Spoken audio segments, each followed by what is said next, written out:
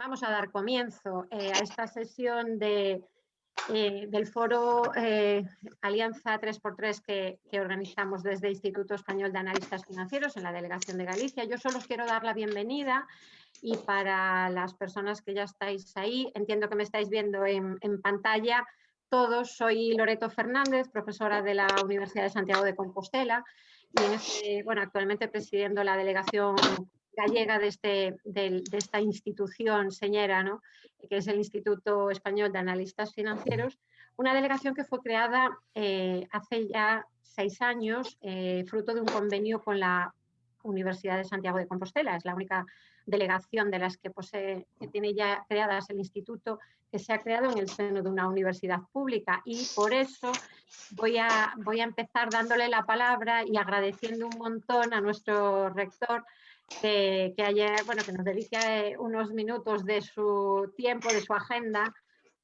porque ha querido estar también para saludarnos. Boas tardes, reitor, moitas gracias por estar aí. Te paso la palabra cuando quieras. Muchas gracias, Loreto. Buenas tardes a todos.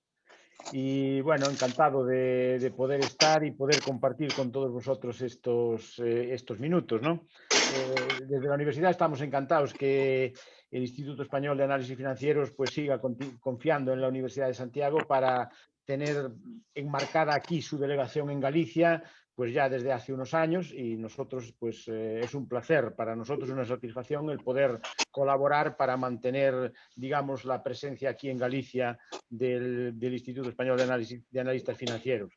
Tenemos que agradecerle a Loreto Fernández pues que haya asumido también la presidencia y que lidere este proyecto con ilusión y con entusiasmo, y que siga pues ofreciéndonos y programando actividades tan importantes y tan interesantes como esta Alianza 3x3, ¿no?, que responde a ese objetivo de plantear temas de mucho interés y verlos, analizarlos desde la triple óptica de la administración, de la empresa y también de la academia.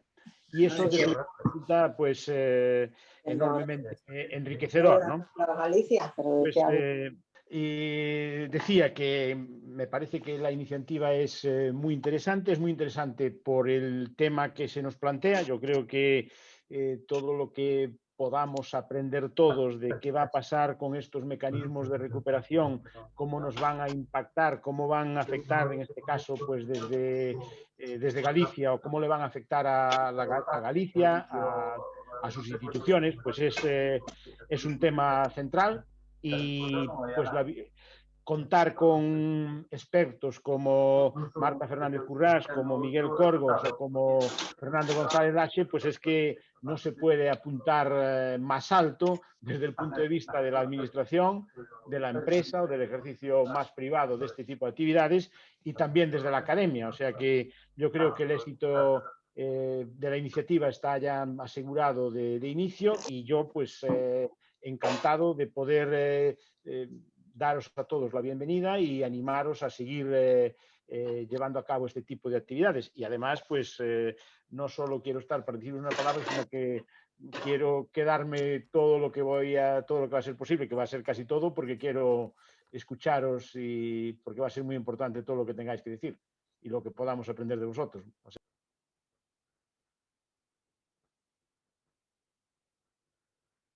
voy a abrir el micro entonces. Bueno, pues muchísimas gracias, rector. Como él ya un poco se avanzó, a los que no conocéis el formato, desde la Delegación de Galicia creamos ya hace 2 años pues este ciclo de 3 foros con vocación inicialmente de ser celebrados presencialmente en 3 puntos geográficos de Galicia. Pues ahora lamentablemente no puede ser así, pero nos hemos pasado a este formato del que, bueno, cada vez estamos más habituados, pero menos contentos. Yo cuanto más pasa el tiempo, pues más echo de menos la presencialidad. Entonces esperamos que pronto podamos celebrarlos de nuevo en presencial. Y 3x3, ¿por qué? Pues porque tres foros con 3 sectores donde creemos que está el origen del análisis para la toma de decisiones, como es el sector, la administración pública, el sector empresarial y el punto de vista de la academia.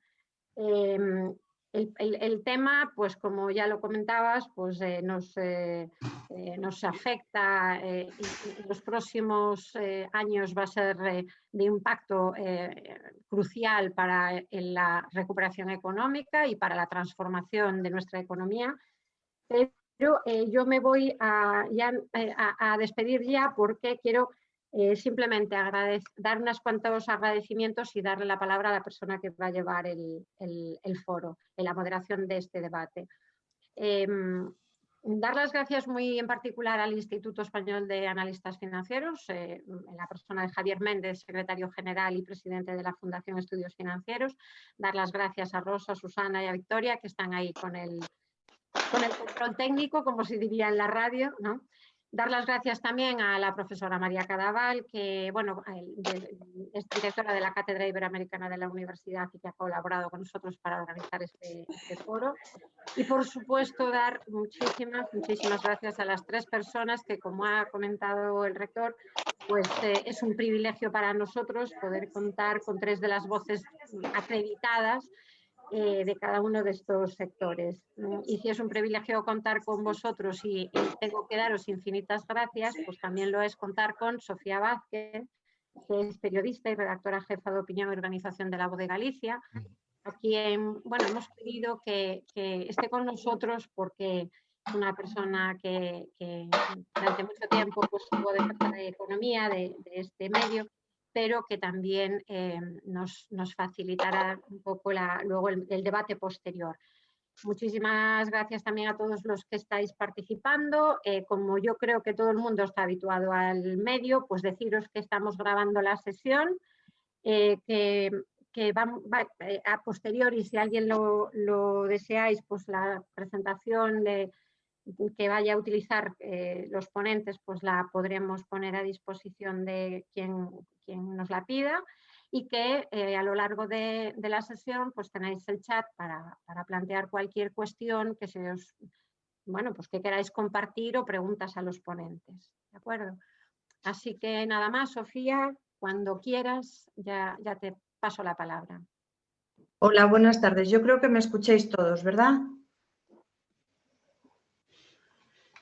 A ti no te escucho. Sofía, es que había apagado el audio, pero que si tienes la posibilidad de bajar ligeramente la cámara, que no sé si es así, muchísimo mejor, porque así te tenemos centrada. Gracias. Perfecto. Pues bueno, buenas tardes y empezamos entonces el foro ya con una pequeña introducción que tengo preparada. Europa sacó dinero del cajón y puso encima de la mesa 750.000 millones de euros para que los países miembros puedan superar la catástrofe de la pandemia. España puede llevarse 140.000 en 6 años, de los que 72.000 serán ayudas directas. Ya nos han alertado de la falta de transparencia para la entrega de estos fondos, que al parecer no van a pasar por el tamiz de una comisión independiente. También nos han alertado de que el dinero no se puede entregar a los amigos en esas cuchipandas en las que se habla mucho de que hay de lo mismo. Y también nos han alertado que las empresas deben de presentar planes serios, porque Europa, en este caso no serán los hombres de negro, pero a lo mejor casi, estará vigilante y rechazará aquellas iniciativas que no den nivel. Esos 140.000 millones es lógico pensar que deben de tener destino a aquellos proyectos que lleven a la base social, a todo el entramado empresarial y a la población en general, en el que las pymes juegan un papel fundamental. Tenemos en el panel de este primer foro virtual, Alianza 3x3 2021, a Miguel Corgos, que es director de Planificación y Orzamentos da Xunta, Fernando González Laxe, catedrático de Economía Aplicada y expresidente de la Xunta de Galicia, y a Marta Fernández Currás, socia directora de EY en Galicia. A ellos les van a escuchar estudiantes, académicos y profesionales de todos los ámbitos, ¿no? Yo creo que estamos en un foro de unas 55 personas, casi 60, tanto de Galicia como de fuera de Galicia. Si os parece, yo le paso la palabra a Miguel Corgos y estamos todos atentos para después comenzar el debate. Gracias.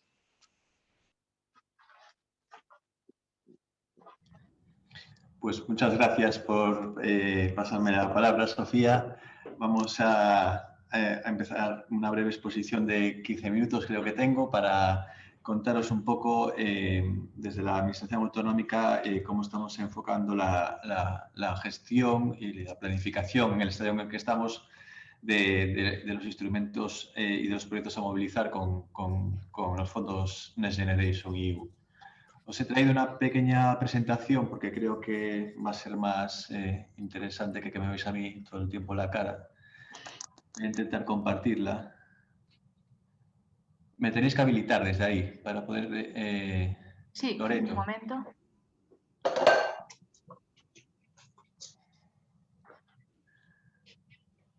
¿Está? Sí, ahora ya está.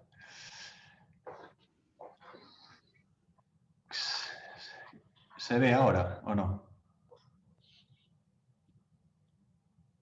Se ve Se- perfectamente. ¿Se Sí. ve bien? Sí, sí, bien. sí, perfectamente. Gracias. Vale, perfecto. Bueno, pues esta carátula que he puesto no la he hecho específicamente, es la carátula de la página web que hemos abierto, los que nos dedicamos a los fondos Next Generation en la comunidad, para colgar aquí toda la información que pueda ser de interés a las empresas y a cualquier ciudadano interesado en los fondos europeos y también a los gestores de la administración. En la última página de mi presentación, que dejo a disposición de todos los asistentes, está el link por si queréis consultarla. Primero, una breve referencia a las cuantías de las que habló ya Sofía. Como veis, un marco financiero plurianual que abarca 7 años de la Unión Europea, pues estaba en torno a 1 millón de millones de euros, el 14-20, y en este nuevo marco, en el 21-27, a pesar del Brexit, de que sale como un importante contribuyente al presupuesto europeo, como es el Reino Unido, seguimos teniendo un presupuesto plurianual que ronda los 750.000 millones de euros para los que son los fondos de cohesión tradicionales, y además para luchar contra los efectos de la crisis, tanto en el ámbito sociosanitario como en el económico, se crea los fondos Next Generation de 750.000, perdón, y el marco plurianual, que era en torno a 1 millón de millones de euros.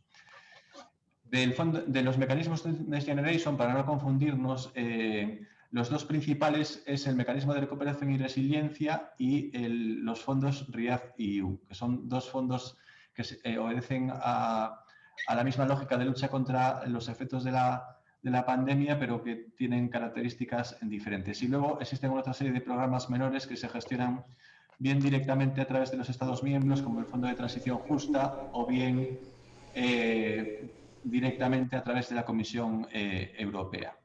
Si vamos a esta proporción que veis, que es ligeramente superior en el marco plurianual, los fondos tradicionales del marco Next Generation, sin embargo, el reparto de este fondo, que tiene una lógica de Estado miembro en función de los estados más impactados por la pandemia, pues veremos a continuación que en el caso de nuestro país, la cuantía de los fondos Next Generation es muy superior a lo que es el marco financiero plurianual de los fondos tradicionales.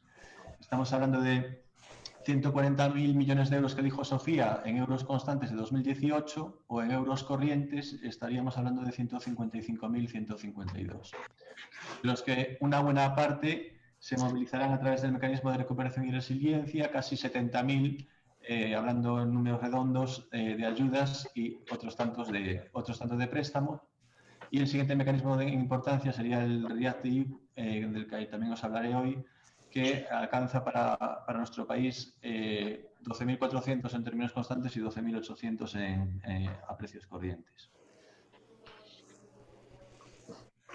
Bien, la lógica de programación, sin embargo, la estrategia no ha cambiado sustancialmente. Quiero decir, las prioridades de inversión que venían marcadas en las principales políticas europeas siguen siendo las mismas. Lo que se decide es acelerar esa inversión para luchar, para dinamizar la economía y luchar contra los efectos de la pandemia, tanto para recuperar la actividad económica a los niveles prepandemia, pero modernizando la estructura económica de las regiones europeas. Por eso existe un encaje perfecto entre lo que son los objetivos estratégicos que el nuevo reglamento de disposiciones generales de fondos estructurales llama objetivos políticos, que tenéis a la izquierda, y las palancas, las políticas palancas en este caso, el Plan Nacional de Recuperación y Resiliencia, que encaja perfectamente con lo que se establece en el borrador del Mecanismo de Recuperación y Resiliencia de la Unión Europea. Por tanto, existe una importante sinergia en el fondeo de actuaciones, y lo que debemos hacer es actuar con inteligencia, detectar las prioridades de inversión y asignar cada fondo el fondo más adecuado a esas necesidades, entre las que, como veis, existen muchas sinergias, y al final lo que es las políticas de recuperación económica, de transición energética, de transición verde y de transición digital van a ser fundamentales, junto con el apoyo al pilar social de la Unión Europea, ¿no? A los derechos sociales y a la población más desfavorecida, el apoyo a la población más desfavorecida. Bien, la lógica de instrumentación, como os decía antes, ahora vamos a empezar a hablar de los diferentes mecanismos de los fondos Next Generation. Empezamos con el mecanismo de recuperación y resiliencia. El mecanismo de recuperación se reparte con una lógica nacional, a través de Estado miembro. En esa lógica, en nuestro país ya se ha adelantado una primera programación en los presupuestos generales del Estado del año 21, que si tenemos en cuenta las cantidades a las que me he referido antes, pues viene a ser un 35% del total, teniendo en cuenta que el mecanismo debe ejecutarse, debe comprometerse entre los años 21 y 23, pues obedece un poco a esa lógica de programar en esos 3 años, y lo lógico sería que los 2 primeros se hiciera con más intensidad que en el tercero para lanzar proyectos. Por lo que estamos viendo de lo programado y de nuestras conversaciones con la Administración General del Estado, la gestión del mecanismo se va a realizar una buena parte en forma de gestión directa por la Administración General del Estado, por los ministerios, en forma de convocatorias directas que saquen los ministerios y de procedimientos de gasto, le hace órdenes de subvenciones o contratos. Otra será para financiación de proyectos de colaboración público-privada, para lo cual se están convocando sucesivas manifestaciones de interés para conocer un poco, para pulsar un poco cuál es el interés del mercado en relación con estas políticas palanca, y ver dónde hay masa crítica de proyectos que se puedan financiar y que posteriormente se deberán complementar con las correspondientes convocatorias. Y una última se realizará a través de comisiones sectoriales con las comunidades autónomas, en las que se están asignando fondos a las comunidades autónomas para destinar también a las principales políticas palanca identificadas en el Plan Nacional, y que las comunidades autónomas deberán ejecutar en función de las características particulares de cada territorio, mediante los correspondientes instrumentos de gestión de gasto público, léase convocatorias de ayudas o ejecución directa. Por lo tanto, como veis, aquí no hay nada de ejecución directa en el sentido de discrecional o gasto o a dedo, digámoslo así, de los fondos del mecanismo de recuperación y resiliencia. Todo se debe asignar mediante las correspondientes consultas públicas y convocatorias públicas. Todos los fondos incluidos en el mecanismo de recuperación y resiliencia.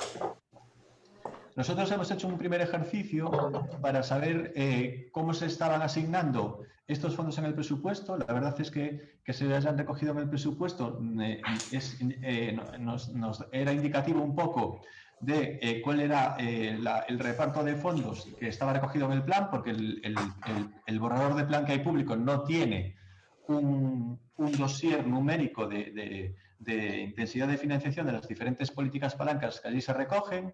Tampoco a las comunidades autónomas nos han dado la información completa de cuál es el cuadro financiero de este marco, pero sí que lo podemos sacar de lo que han recogido en el presupuesto, y por eso os he podido decir que estaba ese 35% recogido del total.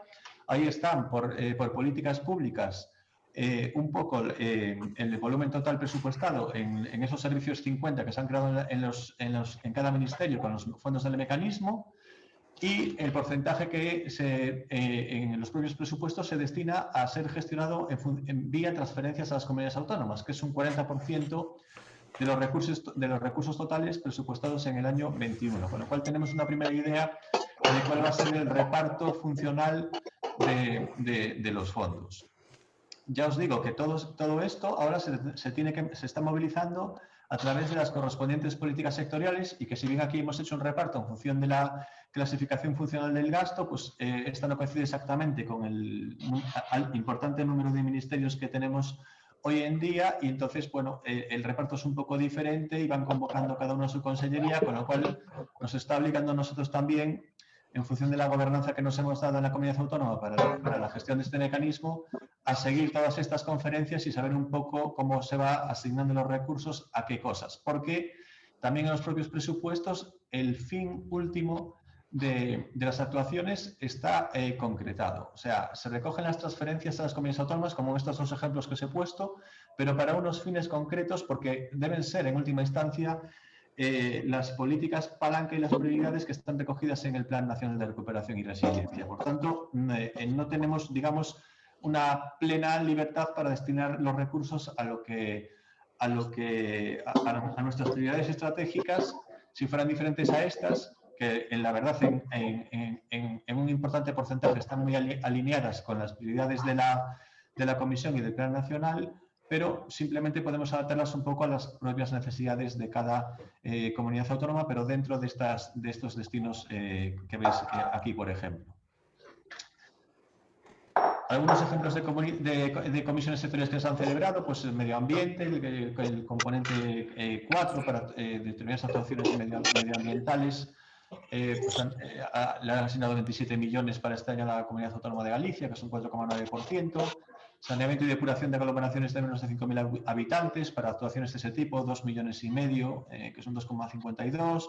En transportes han hablado de importes generales para todas las comunidades autónomas, pero aún no se han asignado. O en política social, que también se ha asignado, no solo lo de este año, sino ya que nos han dicho que sería importante que lo hicieran en todas las comisiones sectoriales, el importe para los 3 años que quedan, porque así puedes programar de una forma más coherente, y nos han asignado un 6,5%, porque ahí ha pesado mucho la edad de la población. Pero como veis, cada comisión sectorial sigue una lógica independiente, se van eligiendo unas variables de reparto también sui generis en función de las características de las políticas palanca y de los componentes que se van a financiar, y también se le están designando unos ítems en los cuales se pueden realizar actuaciones que deben ser validados después por los ministerios y por la Comisión, en lo que respecta a las actuaciones de las comunidades autónomas. ¿Cómo nos hemos organizado dentro de la comunidad autónoma? Pues cuando hemos conocido un poco toda esta arquitectura que se ha montado, que no se pergeñaba exactamente en el Real Decreto Ley 36/2020, sino que ahí se establecen unas líneas de gobernanza mucho más genéricas, pues hemos montado este sistema de gestión un poco, hemos creado una oficina de proyectos tractores que está en el IGAPE, que es la que se dedica un poco a la promoción de los proyectos públicos privados que debe impulsar la Xunta, bien porque no existe esa inquietud en el mercado, bien porque son actuaciones estratégicas de la comunidad autónoma, y también se dedica al apoyo de las consellerías, tanto para resolver cualquier problema que tengan en la gestión de este importante volumen de ayudas y de contratos que van a tener que gestionar, como para hacer un seguimiento del cumplimiento de los objetivos. Cada consellería se gestionará las ayudas que se le asignan en las comisiones sectoriales propias de su ámbito sectorial, y las gestionará, como os decía antes, mediante las correspondientes convocatorias de ayudas o contratos, procesos de licitación pública, según el caso. Y también a los proyectos del sector privado que tengan un interés sectorial propio de la Consellería, pues la Consellería podrá emitir cartas de apoyo para mostrar el interés de la comunidad autónoma en el impulso de esos proyectos y elevarlos al correspondiente ministerio, incluso realizar labores de asesoramiento para la presentación de estos proyectos si fuese necesario. El IGAPE también tiene una ventanilla para asesorar a todos los proyectos privados de empresas interesadas en captar fondos que se presenten a las diferentes manifestaciones de interés en primera instancia y convocatorias después. Y, por supuesto, en la parte que afecte a las corporaciones locales, que ya se han sacado diferentes manifestaciones de interés que afectan a las corporaciones locales, también las consellerías dentro de cada ámbito sectorial se deben poner de acuerdo con la FEGAMES, en su caso, para tener un alcance pleno a todas las corporaciones locales trasladarles la posibilidad de realizar inversiones en determinados ámbitos. Hay algunas conferencias sectoriales, en particular, por ejemplo, de política social, que ya obligan a reservar un determinado porcentaje de las inversiones de la comunidad autónoma de destinarlas a corporaciones locales. Aquí os traigo un relatorio de las manifestaciones de interés ya cerradas para que veáis un poco la tipología, la famosa de hidrógeno, proyectos estatales para facilitar el reto demográfico en poblaciones de menos de 5.000 habitantes, plan de recuperación en líneas de actuación sobre movilidad eléctrica, impulso de la ciberseguridad y despliegue de 5G, que es la última que se ha cerrado, y tenemos abiertas otras tantas, como impulso de comunidades energéticas locales, energía sostenible en islas, fomentar la economía circular en el ámbito de la empresa, flexibilidad del sistema energético, economías renovables, programa de apoyo al transporte sostenible, uno para ayuntamientos que está abierto de movilidad sostenible, segura y conectada, y otra la última que se acaba de sacar para rehabilitación en edificios públicos. Bueno, os los comento como ejemplo. Saldrán más y es de esperar que a partir del mes que viene lo que empiecen a salir, una vez que ya se conozca el interés por las diferentes líneas de actuación y políticas palanca del plan, las convocatorias ya para asignar en serio los recursos y empezar a ejecutarlos. Lo que no se puede hacer es que tenemos una live sobre otra. Sigo. Perdona, Miguel. Me parece que es una tal Begoña. Si puedes apagar el micro. Sí, un momento.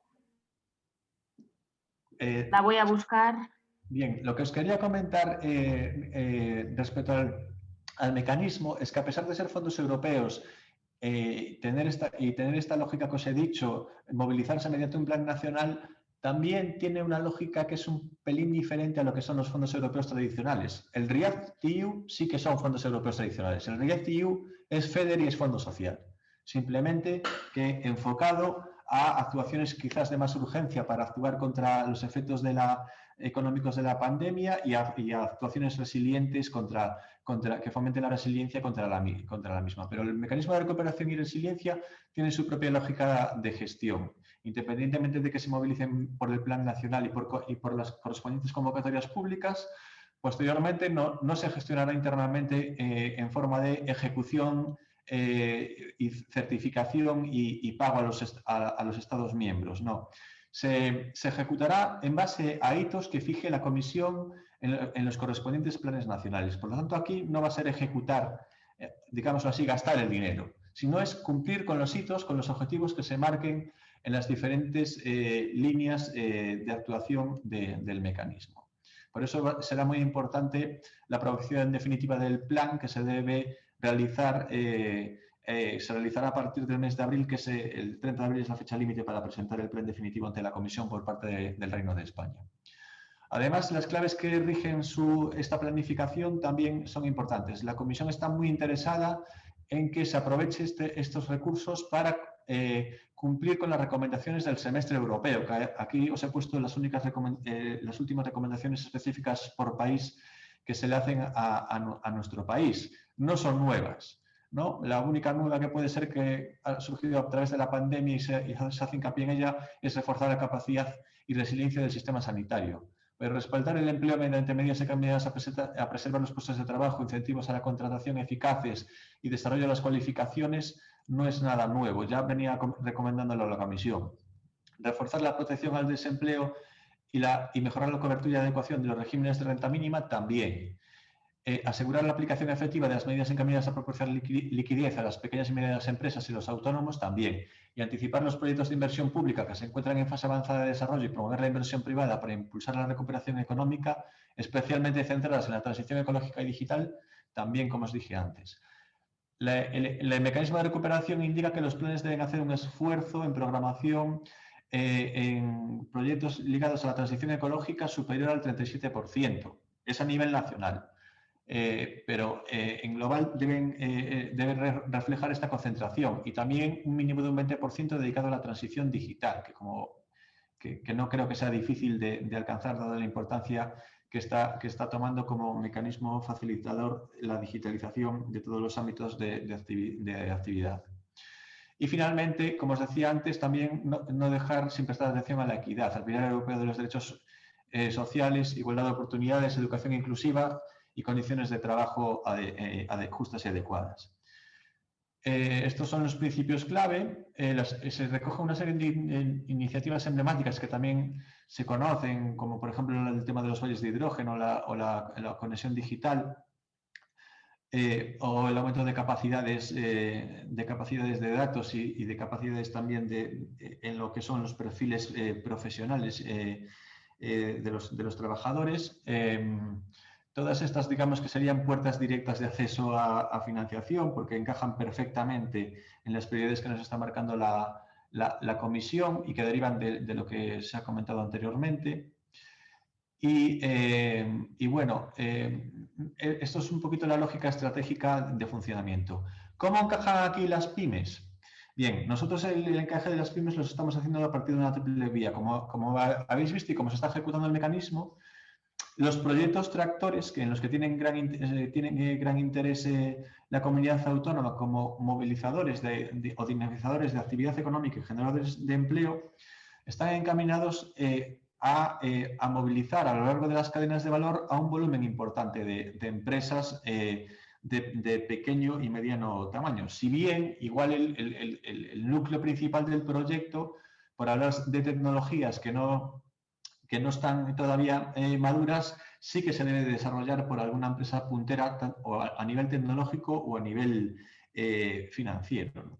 Pero todas ellas deben arrastrar toda una constelación de empresas a su alrededor y para eso se están diseñando y por eso se llaman proyectos tractores. Ese es un primer elemento. Hay una manifestación de interés, por ejemplo, de proyectos tractores que es muy ilustrativa, que ya te indica que, por ejemplo, debes arrastrar por lo menos a 40 pymes cada proyecto tractor y que también debes realizar una inversión mínima de 40 millones de euros. Entonces, esto una pyme sola no lo puede realizar, pero sí que el diseño de un proyecto que tenga esa capacidad sí que debe arrastrar a lo largo de las cadenas de valor un volumen importante de pequeñas y medianas empresas.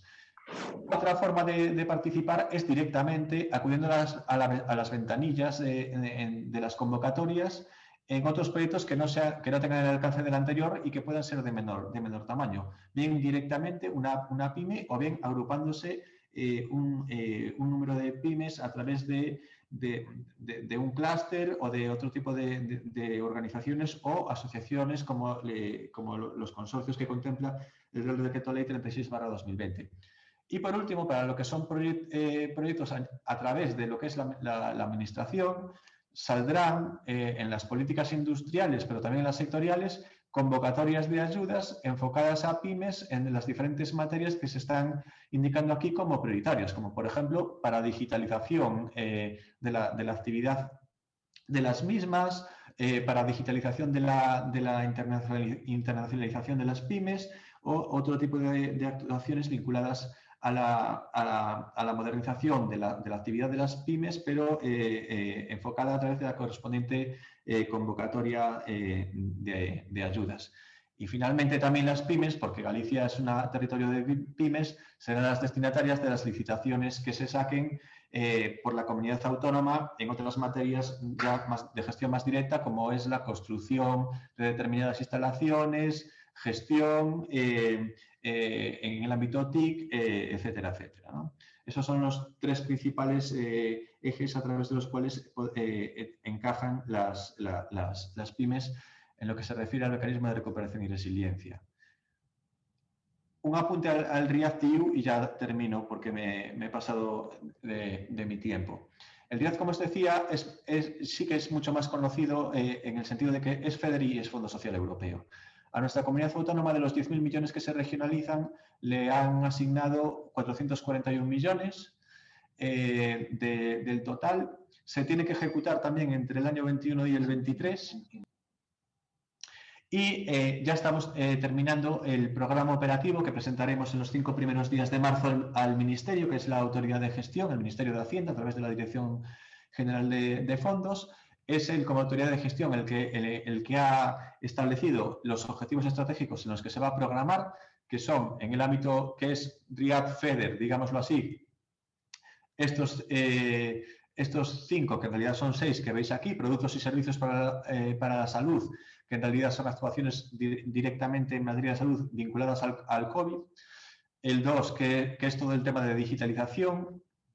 El 3, que es ayudas a pymes vía capital circulante e inversión, a pymes con elevado potencial de creación de empleo. Y el 3.2, que es ayudas también a los sectores más afectados por la crisis COVID, ¿no? Que aquí se podrían recoger ayudas directas a determinados sectores muy afectados por el COVID. Y finalmente, los 2 últimos son el 4, que son inversiones a la transición hacia una economía verde, que ahí tenemos importantes actuaciones en temas de medio ambiente, sobre todo en temas de economía circular. Y en el 5, infraestructuras para servicios básicos, en lo que dedicaremos un montante importante de inversión también, sobre todo a las infraestructuras hospitalarias también, pero se pueden dedicar a infraestructuras en educación, salud y servicios sociales. Finalmente, la parte de RIAD Fondo Social también se articula en torno a 3 objetivos estratégicos. El primero es el apoyar el acceso al mercado de trabajo, la creación de puestos de trabajo y el empleo de calidad. El 2 es apoyar el acceso al mercado de trabajo a las personas en situación de vulnerabilidad y la inclusión social. Y el 3, invertir en educación, formación y desarrollo de capacidades, incluido el reciclaje y el perfeccionamiento profesionales. Nuestra lógica de programación con el RIAD es un poco la que os había indicado antes. Nosotros ya habíamos detectado cuando elaboramos el presupuesto cuáles eran nuestras prioridades de actuación. Y ahora lo que estamos haciendo es fondearlas en función del mejor encaje que hayamos encontrado para cada uno. Por ejemplo, no estamos programando mucho RIAD en tema de fondo social, en tema de inclusión social, porque le hemos destinado en el presupuesto un montante extraordinario de fondo propio de la comunidad autónoma. Tampoco vamos a destinar mucho RIAD FEDER a infraestructuras de educación, porque le hemos dedicado muchos recursos también en el presupuesto de fondo propio de la comunidad autónoma. Tiene FEDER del periodo 14-20 y va a tener un importante, sobre todo en temas de digitalización para educación, derivado de lo que hemos visto que está asignado en los ministerios para las comunidades autónomas del mecanismo de recuperación y resiliencia. Entonces, estamos intentando hacer digámoslo así, un sudoku, pero que sea coherente para financiar las principales prioridades de inversión que tenía marcadas en su hoja de ruta la comunidad autónoma. Algunas preguntas que surgieron en las reuniones que tenemos con el Ministerio, con el RIAD, y que os pueden resultar ilustrativas de lo que se financia. Pues una, por ejemplo, fue esta: si se pueden programar nuevas actuaciones relacionadas con I+D, TIC y pymes. En I+D+I, solo la autoridad de gestión solo autoriza a programar en temas vinculados a la sanidad, al digital y al verde. Con lo cual, por ejemplo, se nos ha caído ahí alguna actividad en innovación que sí que teníamos financiada con RIAD, pero que buscaremos otro fondo para financiarla. Y sin embargo, todo el ámbito TIC está contemplado para poder ser como financiable con este fondo. Y otra es si se pueden conceder ayudas directas a los sectores del turismo y la hostelería, que están ahora un poco de actualidad. Y en casos afirmativos, estas ayudas han de vincularse de algún modo a objetivos de sostenibilidad y digitalización de la economía. La respuesta es que sí a la primera y que no a la segunda, que no tienen por qué vincularse a este modo. Y de hecho, una parte importante del segundo paquete de rescate a la hostelería, que está sacando la Asunta en estos días, está financiada ya con el RIAD, porque ya lo habíamos presupuestado y ya lo podemos movilizar desde el minuto 1 de que entra en vigor el presupuesto de la comunidad autónoma. Y bueno, por mi parte, nada más.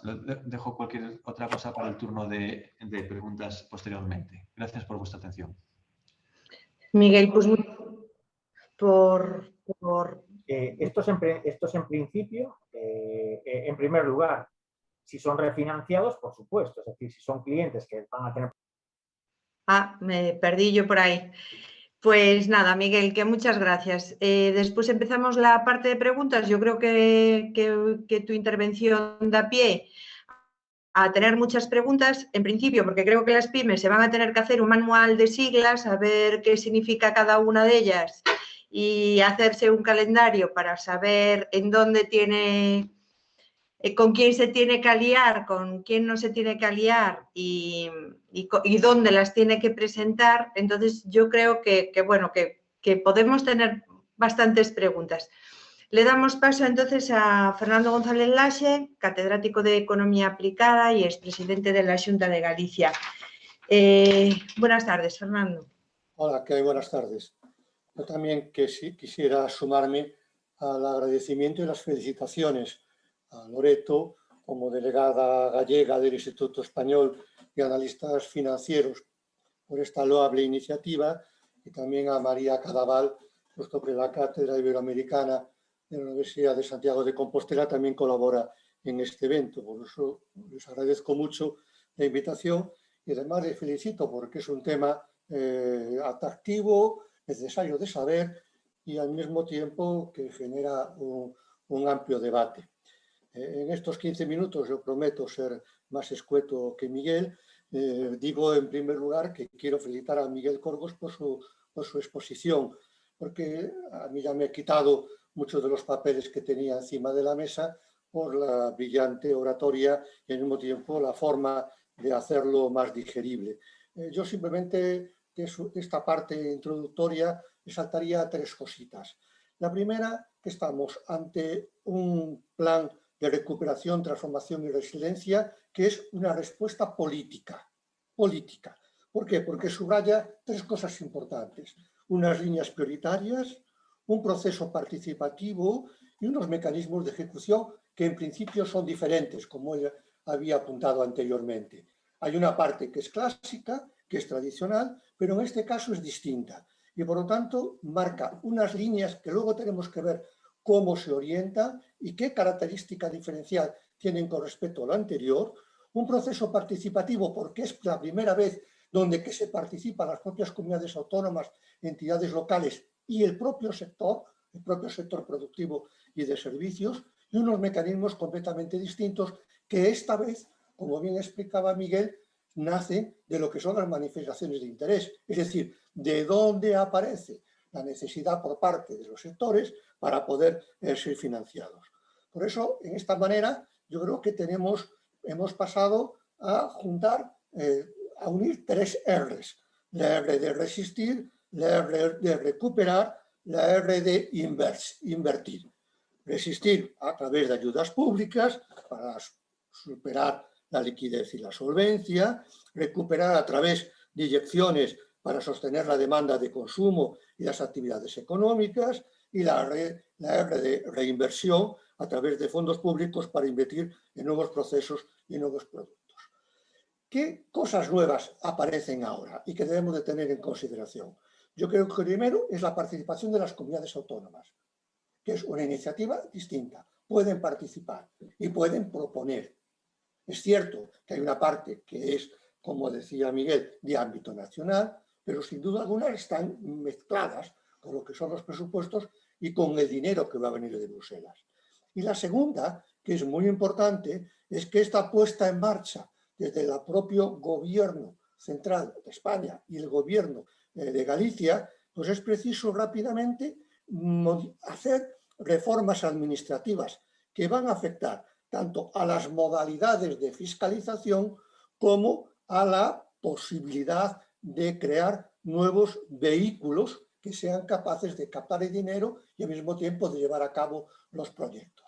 Ahí todas las comunidades autónomas están haciendo reformas de sus propios mecanismos administrativos. En el caso de Galicia también es obvio, y en el caso de Galicia concretamente, pues hubo un grupo de expertos que bien conoce Miguel y otra gente más, en que fuimos, digamos, estimulando, proponiendo, facilitando a los dirigentes autonómicos de las posibilidades nuevas de llevar a cabo proyectos tractores específicos de la comunidad y, en segundo lugar, la creación de vehículos instrumentales también distintos y específicos de cara a solventar este problema. Pero yo me quería centrar, y ahí como decía el rector, la parte de la academia, y ahí me pongo yo el uniforme académico, en una cosa que a mi juicio es muy relevante, que es el concepto de resiliencia. Es decir, ¿cómo podemos aprovechar al máximo los fondos? Bueno, he tratado de bucear en todos los trabajos que se han publicado académicamente sobre cuál es el concepto de resiliencia y a quién le afecta más y a quién le afecta menos. Porque esto es importante. Se une a aquellas tres R's anteriores, de resistir, de recuperar y de reinvertir. Bueno, la resiliencia de un territorio ante un shock, primera cosa, no depende en exclusiva de la escala de esa emergencia, sino de las capacidades previas existentes. Es decir, los territorios más resilientes son aquellos que han trabajado en minimizar su grado de vulnerabilidad ante posibles shocks. O dicho de otra forma, la capacidad de resiliencia se mide como una respuesta inmediata y de los procedimientos puestos en marcha. ¿Qué consiste la resiliencia? La resiliencia consiste en absorber el shock y no volver a la situación anterior previa al impacto, o un proceso de transformación, o sea, la capacidad de renovarse después de un shock. ¿Qué ha hecho la Unión Europea? La segunda. La segunda, que es la importante. ¿Por qué es la importante? Porque la segunda lo que hace es no actuar como se hacía antes en función de lo que son una empresa o un sector en exclusiva y de manera individual. Aquí lo que se busca es una nueva aproximación estratégica, que es la priorización en función de las capacidades existentes y, por tanto, en actividades transformadoras. Y se hace por medio de la gobernanza y también se hace a través de esto que la propia Instituto Español de Analistas Financieros hablaba de la triple hélice. En este caso es 4 hélices, que son la empresa, los gobiernos, las universidades y la sociedad civil. En este caso lo que estamos incluyendo es a todos los sectores de la economía, incorporamos los retos sociales y también mecanismos de coordinación multiescalares. Tanto estamos ante cosas nuevas, donde la resiliencia tiene una gran aportación y un gran peso. Bueno, he mirado las características de las regiones en función de la resiliencia. Bueno, y salen una serie de características que voy a enumerar. Las regiones que muestran mayores actividades cognitivas y de alta intensidad en lo tocante al conocimiento resisten mejor las crisis. Ya tenemos una pauta. ¿Sí? Aquellas regiones o comunidades autónomas que constaten o que muestren mayores actividades cognitivas o vinculadas al conocimiento. Esta la resiste mejor. Las regiones con mayor población joven parecen resistir mejor las crisis. Las regiones agrícolas son menos cíclicas que las demás, por tanto aguantan mejor. Las regiones metropolitanas, aquellas que tienen una elevada densidad poblacional, resisten de peor manera la crisis económica, y también aquellas que son más abiertas a los mercados internacionales. Las regiones que acogen actividades financieras están muy expuestas a las crisis. Y la especialización no es ninguna ventaja en tiempos de crisis. Al contrario, la diversificación del tejido económico conduce a una mejor resiliencia. No digo que estas características sean el vademécum y que aquellas que se engloben en un sitio y en otro son las que resisten mejor.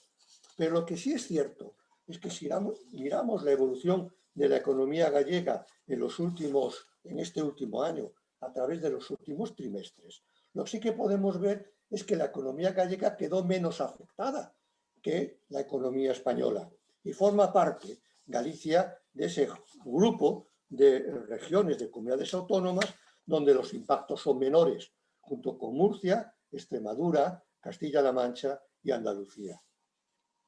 De esta forma, uno puede decir cuáles son los sectores que están más expuestos y, por lo tanto, van a tener un mayor impacto en la actividad. Pues sin duda alguna son la hostelería, el transporte, la cultura y el deporte.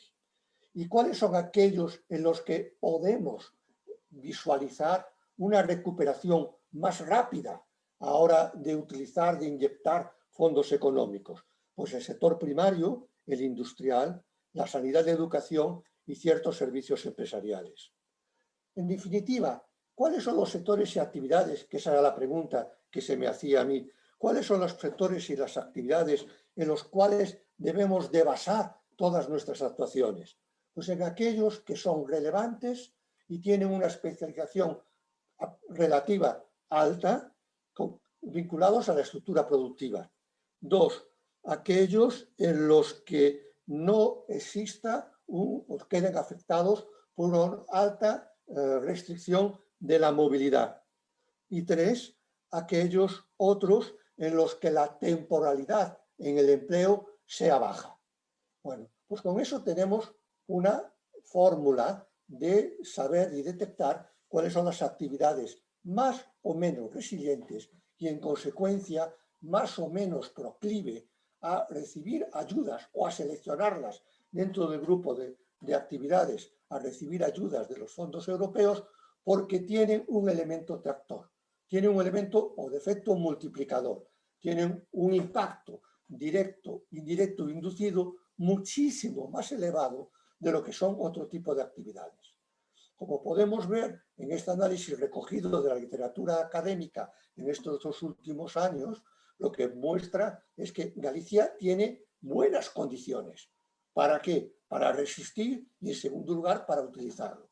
Y ahora depende de esos mecanismos nuevos de gobernanza y esa nueva definición de la simplificación administrativa, de las reformas que hay que llevar a cabo todavía en los sectores para poder vislumbrar un futuro más optimista y un escenario en el que podamos tener efectos multiplicativos rápidos y romper aquella tendencia histórica de que cuando la economía se expande y crece, Galicia va un poquito más retrasada. A ver si en esta ocasión, cuando recuperemos el ritmo de la economía europea y española, Galicia forma parte de las comunidades autónomas más dinámicas de España y, por tanto, con una vocación de consistencia, de estructura económica más sólida y con una capacidad de internacionalización y presencia exterior mucho más consistente. Y yo creo que esto me he ceñido a los 15 minutos, Sofía. Muchas gracias.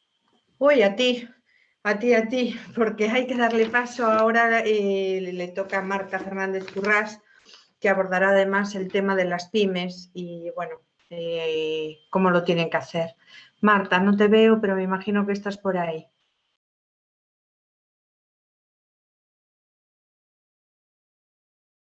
Loreto, te pido ayuda.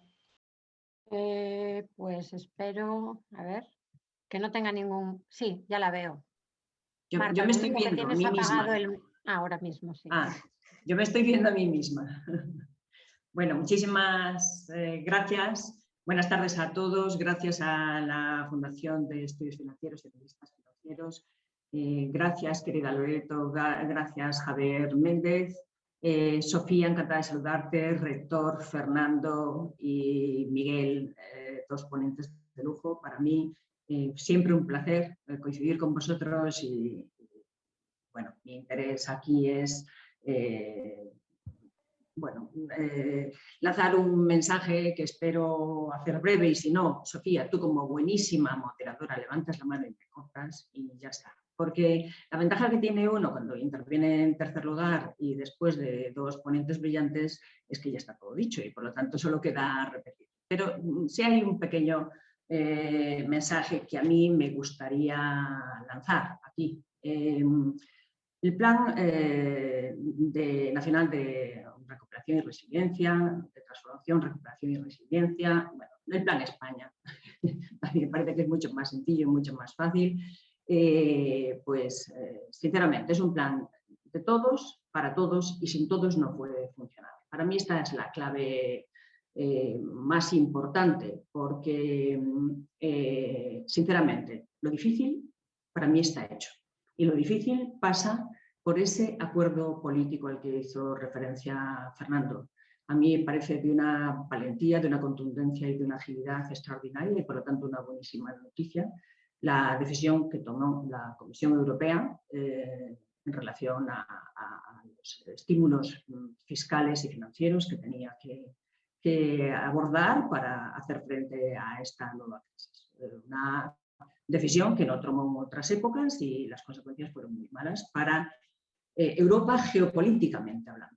Europa como región mundial se comportó mucho peor que otras zonas del mundo y eso tuvo sus consecuencias. Y lo cierto es que, bueno, muchos pensamos que en algún momento esa voluntad tan contundente iba a encallar, porque las formas de toma de decisiones europeas no son fáciles. La regla de la unanimidad, que se requiere en muchos casos, es un escollo importantísimo y la diferente perspectiva norte-sur, llamémoslo así, los países de la cohesión, países ricos, en fin, los litigios que existen entre los distintos Estados miembros y su diferente perspectiva de enfoque es bien complicada. De hecho, una vez tomada la decisión fundamental de ir hacia adelante, en diciembre nos llevamos todos un susto. Pensamos que íbamos a encallar ahí por el veto de Hungría y Polonia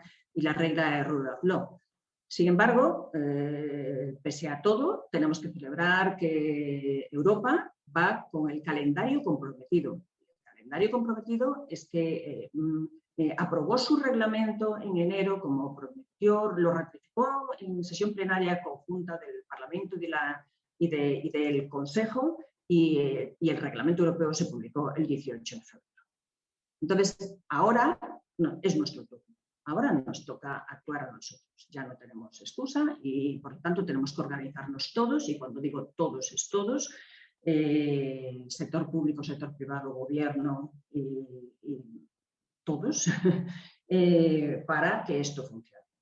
En este sentido, me gustaría destacar algunas características del reglamento recientemente publicado, porque nos pueden servir, o sea, es un recordatorio, seguro de lo que ha dicho tanto Fernando como Miguel, pero no está de más, ¿no? Por lo menos sirven a mi argumentación constructiva. El reglamento, o sea, el marco de recuperación y resiliencia europeo persigue hacer cumplir el semestre europeo. Europa siempre quiso hacer cumplir el semestre europeo. Lo que ocurre es que progresivamente ha ido ensayando el palo y la zanahoria. Pues en la crisis anterior, básicamente era palo. O sea, la amenaza era la condicionalidad macroeconómica. Si ustedes no cumplen las reglas macroeconómicas, podemos bloquear la transmisión de los fondos. Eso sigue existiendo, pero claro, es distinto que existan ahora que exista como una inyección capital de fondos como es la que tenemos delante. Además, como su objetivo último es ese, nos pide coherencia, y eso es lógico, dice usted, los planes nacionales que presentan los Estados miembros han de ser coherentes con las recomendaciones del semestre europeo, han de ser coherentes con su programación nacional, es decir, con el Programa Nacional de Energía y Clima, con el Plan de Transición Territorial Justa, con el Plan de Garantía Juvenil, por supuesto, con los acuerdos de asociación que se firmen en el marco de los fondos europeos ordinarios y con los retos y prioridades de la balanza de pagos. Es por eso que los planes de inversiones que presenten los Estados han de respetar los principios horizontales del reglamento. Y esos principios horizontales son varios, pero yo voy a destacar dos. La inversión que se programe no debe sustituir gasto público recurrente, sino que debe ser adicional, deben ser proyectos adicionales. Y solo podrán financiarse iniciativas que no generen daño medioambiental. Eso es lógico porque tenemos unos hitos 2030-2050 de cambio climático que no podríamos entorpecerlos haciendo ahora iniciativas que serían no deseables, ¿no? Otra característica muy importante es que la elegibilidad del gasto a partir de febrero del 20, es decir, la ejecución del proyecto permite que los proyectos hayan iniciado, la ejecución del plan, los proyectos sean iniciados a partir de febrero del 20. Pueden financiarse dentro del MRR cosas que estén financiando los fondos estructurales. No se pueden financiar los mismos costes, pero sí se pueden financiar los mismos proyectos de inversión. Eso es importantísimo de cara a la intensidad de la ayuda, porque no es incompatible FEDER y Next Generation. Se prevé un 4% de asistencia técnica a los estados para manos. Son conscientes del reto que nos han puesto delante. Es una senda financiera exigentísima, especialmente concentrada entre los próximos 3 años, y dicen, ustedes organícense y si es el caso, contraten. Y luego las inversiones han de tener todas aroma europeo. ¿Qué quiero decir con aroma europeo? Bueno, pues que han de respetar los pilares básicos, ya sea transición verde, transición digital, crecimiento inteligente, sostenible e integrador, el mismo crecimiento inteligente que perseguíamos en el marco financiero plurianual 14-20, resiliencia sanitaria y económica y políticas para la siguiente generación. Es muy importante este énfasis que pone el marco de cuidar a la siguiente generación. Y además tiene un mandato general que se lee en todas sus párrafos, que es la colaboración público-privada. Aspecto en el que España no estamos muy duchos, no estamos muy ensayados. Por eso, bienvenido sea el Real Decreto 36 del 2020 y sus nuevas fórmulas de colaboración. Y en este contexto, ¿qué pueden hacer las pymes españolas y las pymes gallegas? Pues, a mi modo de ver, pues hacer lo que están haciendo las administraciones territoriales en relación a Europa. Seguir pendientes de la tendencia, ver qué hacen las administraciones territoriales y a partir de ahí pensar y planificar. Pongo un ejemplo.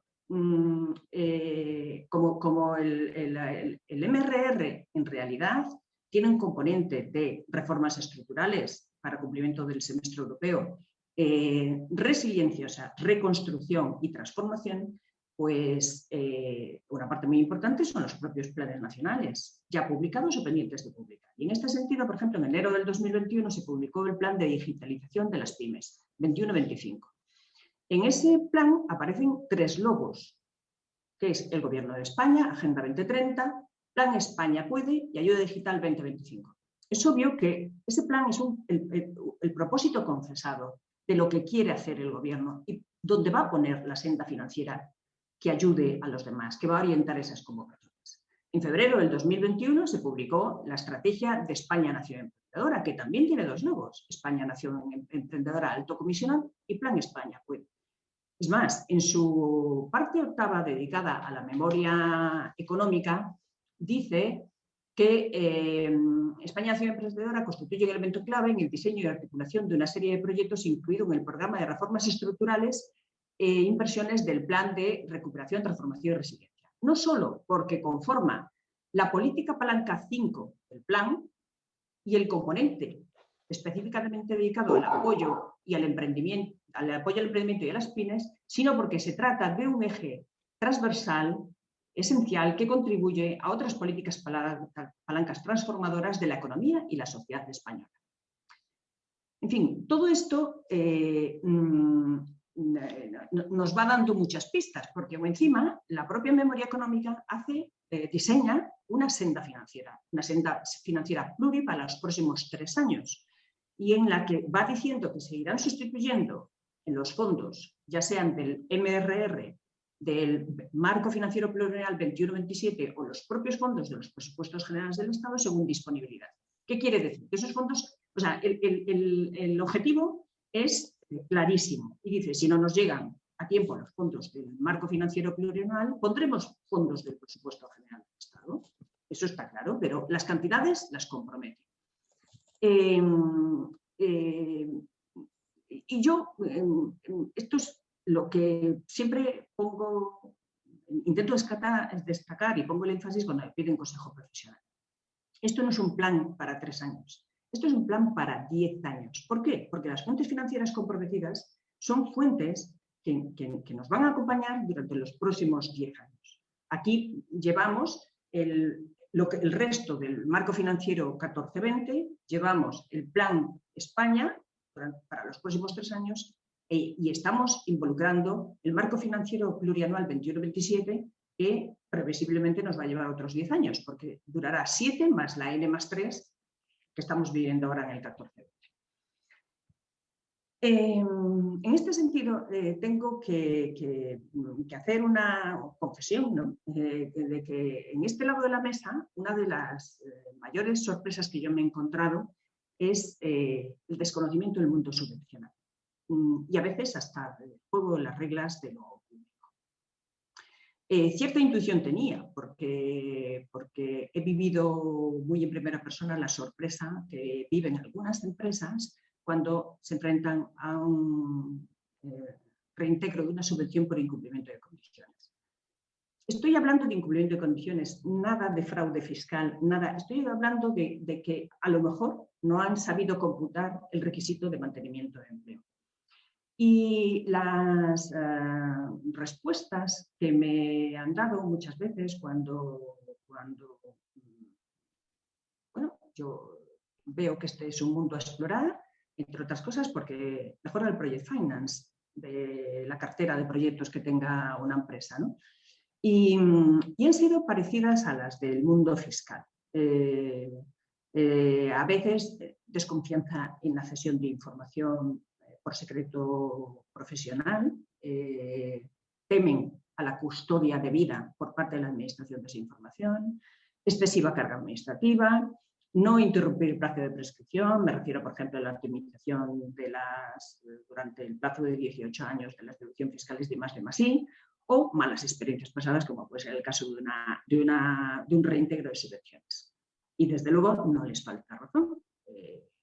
No en vano, el reciente informe Rand and Tax Incentive Indicators 2019 dice que España tiene uno de los mejores sistemas fiscales de la OCDE de incentivación del I+D+I, pero en la práctica su impacto es significativamente inferior a la de otros países. Esto es lo que nos devuelve, es un reto de que lo que diseñamos no somos capaces de convertirlo en eficiente. Y algo así nos pasa también en el mundo subvencional. Yo invito a recordar aquí el análisis que ha hecho el AIREF en cuanto a la eficacia de las subvenciones acordadas por las distintas administraciones territoriales.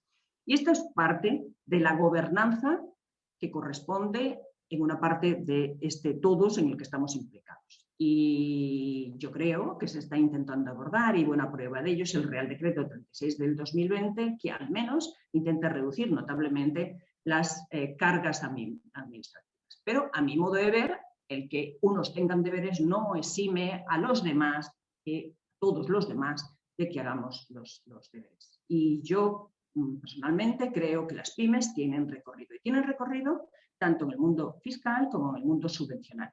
Personalmente me he encontrado mejores interlocutores o más cualificados en el mundo fiscal que en el mundo subvencional, donde se ha prestado tradicionalmente menos atención.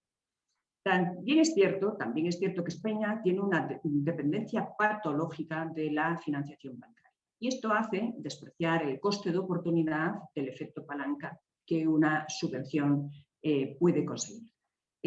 Por lo tanto, yo creo que aquí toca una recomendación profesional, es que hay que analizar estratégicamente, profesionalizar y planificar desde la conceptualización de los proyectos hasta el análisis de la viabilidad económica de esos proyectos, el acompañamiento en la búsqueda de subvenciones y el acompañamiento en la justificación de esas subvenciones para que el estímulo fiscal surta pleno efecto y no nos provoque ningún susto. Es una especie de análisis de oportunidad, de análisis DAFO. A nivel de CEOs, este discurso, todo el mundo empresarial está siempre preocupado, digamos, por las previsiones macro, ¿no? Por la restricción financiera a la que nos podemos encontrar. En definitiva, todo lo que tenemos delante lo que hacen es mejorar las previsiones macro. Son estímulos que lo que pretenden es luchar contra pronóstico.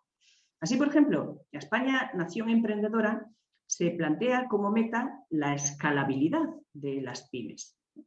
Bueno, a mí me parece que es lógico que un gobierno se plantee esa meta.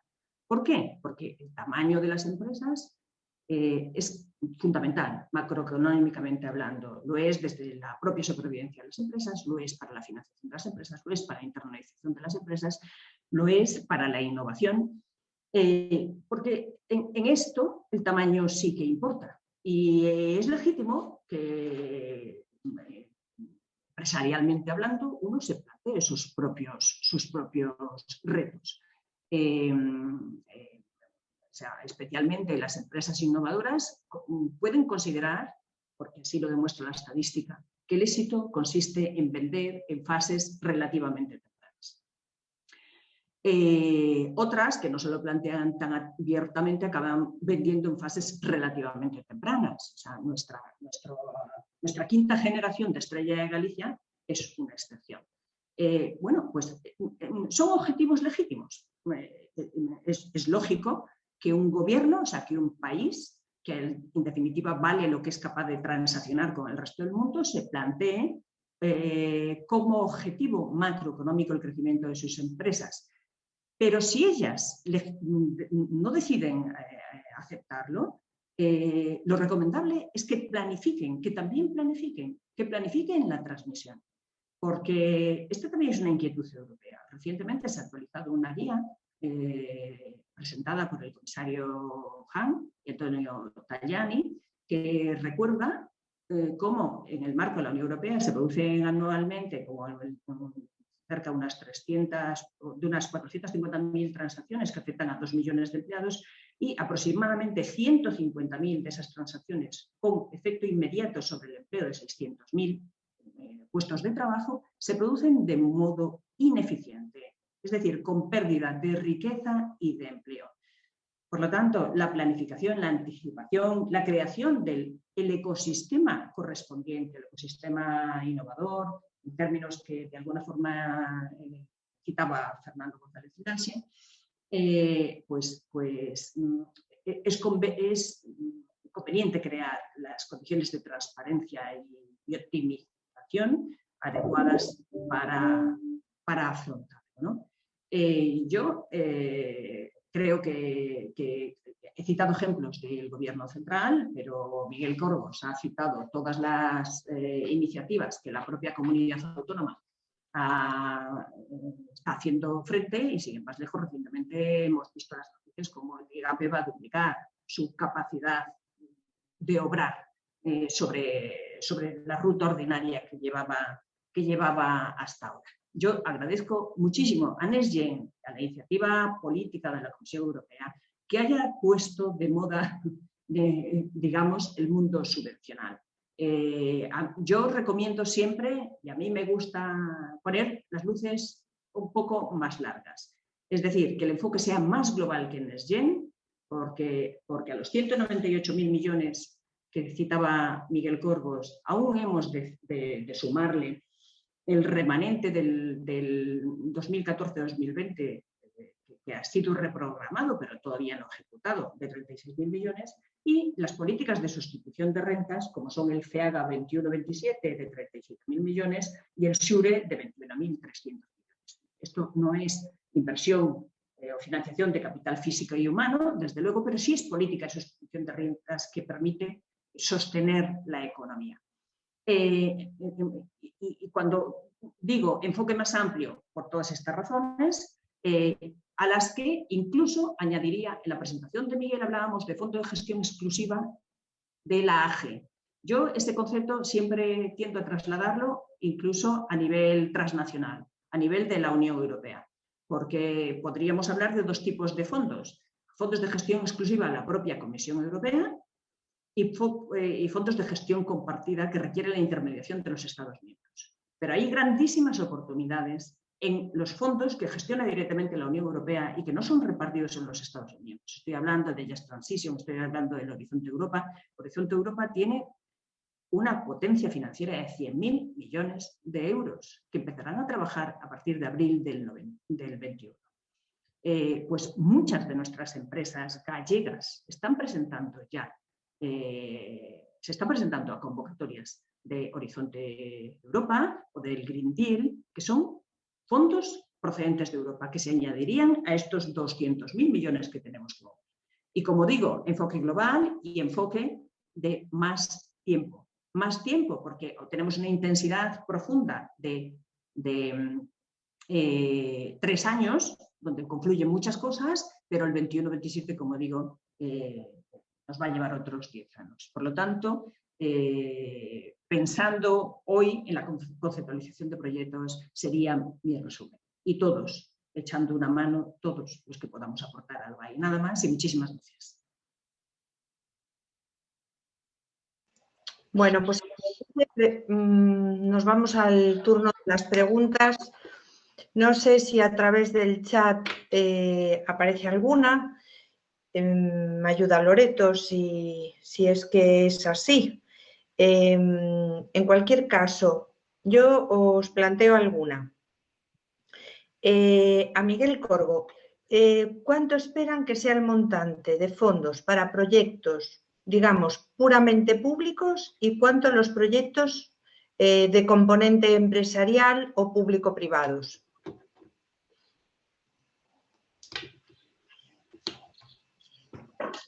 Yo mientras abre Miguel el micrófono, sí, me voy a... Ya está. Un momentito. Simplemente porque Miguel, hay una pregunta que tiene bastante que ver con lo que acaba de decir Sofía. ¿Cuál va a ser la intensidad de las ayudas y si se van a modificar los umbrales del reglamento de mínimos de las ayudas del Estado? Yo creo que va en línea con lo que ahora te acaba de preguntar Sofía y es una de las preguntas que nos ponen aquí en el chat.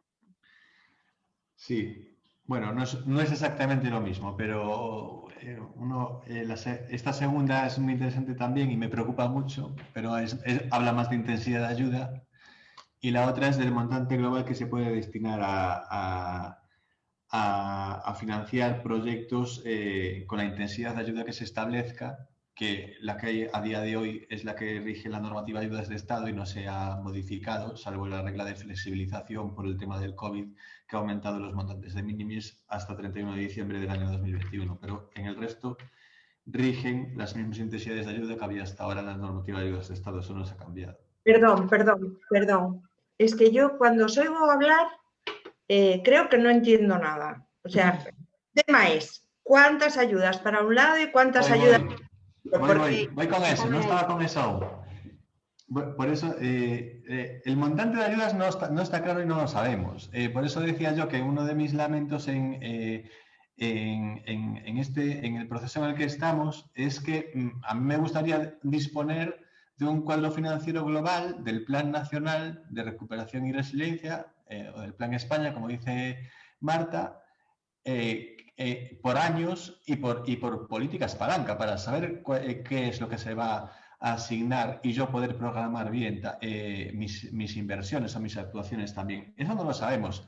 Nos lo están diciendo ahora con cuentagotas a las comunidades autónomas en cada comisión sectorial.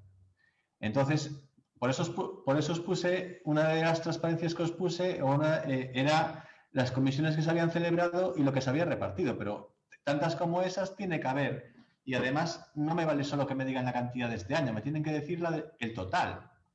Porque las inversiones se pueden comprometer entre el año 21 y el 23 y se pueden ejecutar hasta el 26, según el reglamento del mecanismo de recuperación. Eso no lo sabemos a ciencia cierta a día de hoy. Yo lo que puedo saber es lo que está previsto en el presupuesto para gestionar por las comunidades autónomas, por todas, pero de eso tampoco sé lo que le puede tocar a Galicia. Puedo suponer que nos va a tocar un 5%, porque somos el 5,2% del PIB y el 5,7% de la población de España. Puedo suponerlo, ¿no? Pero no lo sé a ciencia cierta.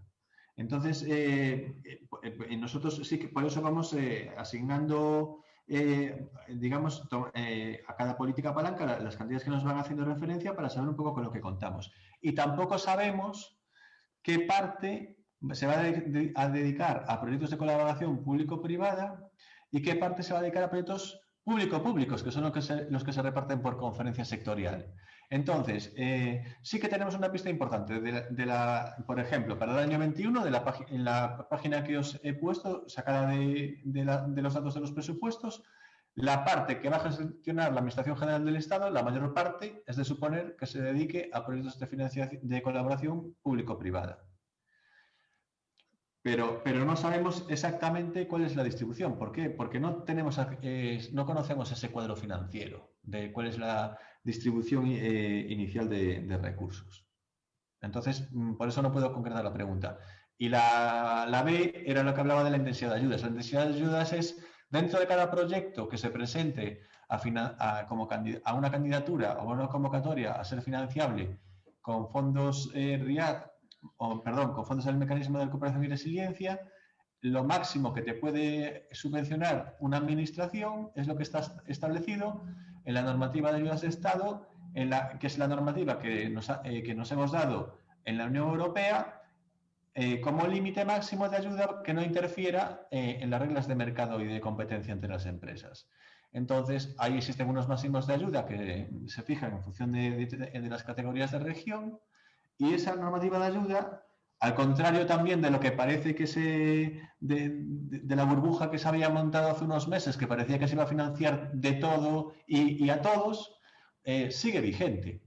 Por tanto, no vamos a poder ir más allá de lo que establece en esa reglamentación. Y nada más. Bueno, pues aquí tenemos una pregunta. A ver, ¿sabemos cuál va a ser la intensidad de las ayudas? Sí, es lo que yo te planteaba y por lo que bueno, complementariamente a lo que decías, lo que le preguntabas tú. Bueno, podría remitir la información del MDI, es otra de las sugerencias que nos hacen ahí. Sí, yo le he pasado a Loreto mi presentación y ahí están los links a todas las manifestaciones de interés, así que si pincháis ahí ya vais a todas las que hay. Está a disposición de todos. Quizá los tres preguntaría, o sea, si yo soy una pyme me volvería loca. Primero, no sé a qué fondos puedo acceder, no sé si me tengo que juntar con otras o no. No sé a qué ventanilla tengo que llamar y qué funcionario me va a atender. La administración por las tres, por vuestras tres intervenciones, parece que tiene unas deficiencias importantes y parece que se tiene que modernizar bastante, ¿no? Marta hablaba de que las empresas no están acostumbradas a pedir subvenciones y que además, le entendí yo al menos, que, bueno, que las experiencias no siempre son buenas. ¿Cómo debe de afrontar? Le pregunto a Marta directamente, ¿cómo debe de afrontar? ¿Qué debe de cambiar la administración que ella conoce bien para que las empresas tengan un buen feedback y puedan aprovechar esa financiación que le dan las subvenciones y no tengan que acudir a la banca? ¿Qué tiene que cambiar? Bueno, vamos a ver, yo intentaba decir, aunque claro, muy rápido, porque esto es un tema, yo creo que podríamos estar hablando la vida entera, porque al fin y al cabo pues es un clásico, ¿no? de la hacienda pública y de la propia administración. Entonces, yo creo que la administración tiene mucho recorrido. Lo primero que he dicho es desde el punto de vista de la definición de los estímulos fiscales, tiene que pensar en los ciudadanos, no en las empresas. No, ahora no estoy hablando de la empresa destinatario final, estoy hablando de los ciudadanos, porque los fondos son de todos los ciudadanos, pues tiene un mandato, ¿no?, de eficacia y de eficiencia que de hecho recuerda el propio reglamento de la Unión Europea del marco de recuperación y resiliencia. Y por lo tanto tiene que intentar corregir todo ese camino desde la definición a la aplicabilidad. ¿Cómo se procura esa transición? Hombre, pues con muchos componentes, entre ellos el propio de la administración digital, la administración y el ciudadano, mejora de la experiencia de usuario. Todos esos son hitos que están incluidos en los planes de gobierno de digitalización de la administración y que es una de las políticas palanca que confiesa el propio Plan España. Además de facilitar la transparencia y la accesibilidad, hay una serie de condiciones de gobernanza que se están intentando mejorar, ¿no? Por ejemplo, el Real Decreto que se publicó en diciembre, el Real Decreto Ley 36 del 2020, pues crea como un fast track, ¿no? para este mundo Next Gen, que consiste en limitar los trámites, reducir los plazos, tanto de las licitaciones como de las subvenciones, como de los informes medioambientales y muchos procedimientos del mundo administrativo, de la propia ley de procedimiento administrativo, de tal forma que no haya de pasar un año desde que se concibe hasta la ejecución de una determinada política pública, ¿no? Pero sí. Perdona, No, que digo Sofía. que al hilo de lo que dices, parece un poco mentira que haya unas subvenciones que haya que gestionar en unos años concretos y determinados y las empresas tengan la obligación de hacer una tramitación gordísima y realmente la administración no es capaz de gestionar los ERTEs que se le han planteado. Entonces, o sea, ante una administración que ha fracasado en esas gestiones, ¿cómo vamos a tener de inmediato una administración que va a hacer todo bien? Porque es de inmediato, no estamos hablando a 10 años vista. Pues mira, yo te diría que con confianza y ayudándola. Pues ahí empezaba. O sea, esto es un plan de todos y para todos. Y todos tenemos que hacer un poquito de deberes. Cuando el reglamento de la Unión Europea invoca la colaboración público-privada, se está refiriendo a estas cuestiones. Pero también lo primero que tenemos que comprender es que cuando hablamos de fondos públicos no basta con levantar la mano y declararse acreedor de fondos públicos, por un proyecto maravilloso que uno tenga. No, hay que cumplir con las reglas de lo público. Y las reglas de lo público son concurrencia competitiva y igualdad de trato, transparencia, trazar una pista de auditoría, justificar todos los gastos en los que incurro, para demostrar al resto de la ciudadanía que yo soy acreedor de esa subvención y soy acreedor legítimo. He invertido bien los fondos que me han dado en custodia, porque al final el Reino de España va a tener que justificar eso ante la Unión Europea, la Comisión, las instituciones y el resto de los Estados miembros. O sea, esto tiene su condicionalidad, pero es una condicionalidad que cuando yo hablo de planificar, proyectar, análisis de viabilidad económica y profesionalización. Las reglas del juego serían, si este proyecto, pongamos un ejemplo, que yo tengo en cartera, primero voy a conceptualizar los proyectos que yo tengo en cartera y los voy a ordenar y los voy a priorizar. De tal forma que si yo tenía una cartera de inversiones para 5 años, estos fondos me van a permitir hacerlo en 2 años y medio.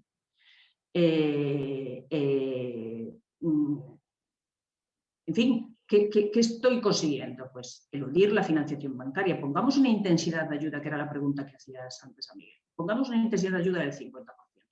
Pues el 50%, el coste financiero de un 50% de dinero a fondo perdido, porque estamos hablando de dinero a fondo perdido, es altísimo. Es no devolución del interés y el capital correspondiente al 50% de mi inversión. Hombre, pues a lo mejor que tengamos un profesional interno o externo dedicado a la custodia y tutela del buen fin de esa inversión y la justificación correspondiente ante las instituciones, pues no es mucho pedir. A eso voy. Aquí entramos en un juego de un coste de oportunidad buenísimo, un coste financiero buenísimo, unas condiciones ventajosas, pero no se puede hacer de cualquier forma. Hay que hacerlo con rigor, con seguridad, con trazabilidad, con transparencia y con profesionalidad. Marta, yo quería también abundar en esta cuestión, porque yo creo que, y por ahí va Sofía, y yo es que, sí, claro, nadie duda de esa necesaria transparencia, de todo, bueno, de que el cumplimiento de todas las normas es fundamental y que los fondos tienen que ser eficientemente utilizados, etcétera. Pero claro, yo me pongo en la piel de un ciudadano normal, de a pie, de la calle, y que es la mayor parte de los profesionales de las pymes y autónomos de España, y dices, pero vamos a ver, tal y como pensamos o entendemos o hemos tenido la experiencia del funcionamiento de la administración pública, con sus tiempos, con su no sé qué, y de repente me dicen que al mismo tiempo esto tiene que ejecutarse en 2 años, claro, yo estoy completamente de acuerdo con lo que comentabas, que esto es una cuestión que hay que poner el foco a mucho más largo plazo, porque las consecuencias de esa financiación no son en 2 años, nos traen... Pero la ejecución es en los próximos años de muchos millones de tal. Entonces, no sé, a lo mejor te pregunto a ti, a Miguel, Fernando, si tiene una... ¿De verdad vamos a llegar? O sea, ¿es tiempo suficiente y está nuestra administración preparada para de repente, no sé qué cambio mágico hacer para que esto... Yo creo que esa es una de las cuestiones que más nos llama la atención a los que, bueno, de repente no conocemos la capacidad que tiene de reacción del sistema y que nos llama la atención decir...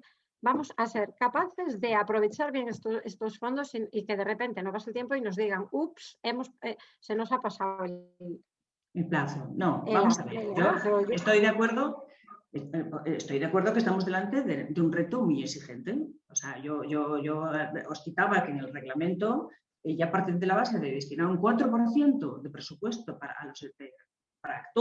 cada Estado miembro de asistencias técnicas. Porque dicen, estos no pueden. O sea, así de claro. O sea, y por eso nos incluyo a todo el Estado español.